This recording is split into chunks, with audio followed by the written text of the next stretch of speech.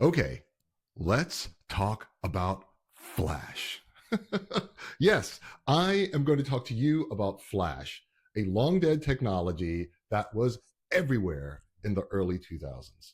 But stick with me. Don't worry. I'm going to tie that into something that is happening today and something that I think is really important. So, as I mentioned, Flash was a technology that was owned by Adobe. And back in the early 2000s, it was something that we as creatives, as web designers and developers, what we used for animation, it's what we used for interactivity, all of those things. All of those things were made possible by Flash, which is this proprietary technology, again, owned by Adobe. And it was impossible to imagine a future of the web, a future of the internet without Flash. Okay? So keep that in mind. Now, Steve Jobs introduces the iPhone. Huge, amazing, mind boggling.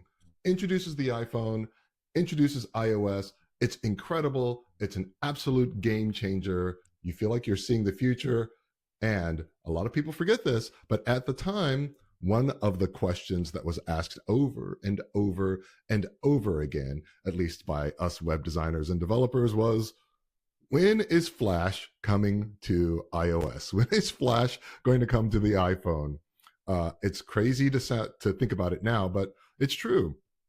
And this was something that was discussed and it was anticipated and it was asked over and over again until finally Steve Jobs releases an open letter that was called Thoughts on Flash. Okay, so stay with me because we are going to tie that into something that I saw recently. And in that letter, Thoughts on Flash, Steve Jobs talks about why Flash isn't going to be on the iPhone. It's because it was a closed and proprietary technology. It's because it was a resource hog and because it just wasn't the future. So it's crazy to think that it sparked lots of debate. It was absolutely seismic, again, in the web design and development community. And it was absolutely correct. So you fast forward a few years, and Flash is part of website history, of internet history, I should say. And we've moved forward since with, more open and much better technologies. Okay, so you're probably wondering, why did I spend the first minute of this talking about Flash? Okay, this is because I saw a letter, and you might have seen this letter. It was from Tobias Lütke, and I'm sure I'm murdering his last name, so apologies for that. He is the CEO of Shopify. And in that open letter, he says that uh, using AI is no longer an option. Using AI is now a requirement for the folks at Shopify. So, what does that mean? It means that any solution that anybody puts forth at Shopify or anything that anybody does, it has to start with AI or some AI driven technology. Um, when there are performance reviews for folks that work at Shopify, one of the primary things that they're going to be evaluated on is whether or not they used AI in a very intentional way in their workflow, in their day to day, and all of the other things that he talks about in those open letter, his open letter, excuse me, they are all some variation of you are going to use AI. It is no longer an option.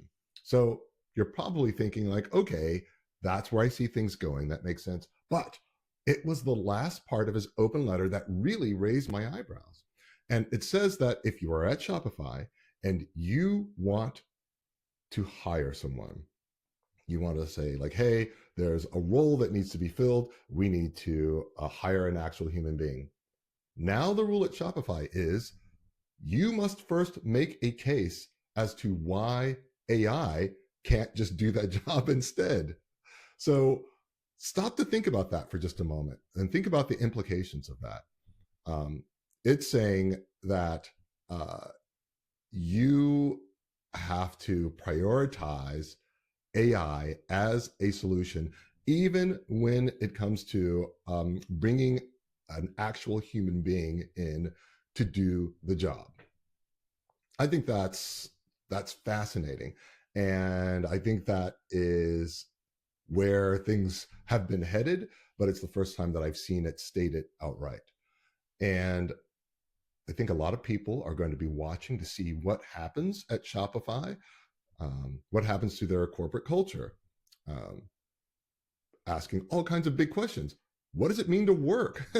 What does it mean to our relationship to AI? When does it go from being a tool to being something else entirely?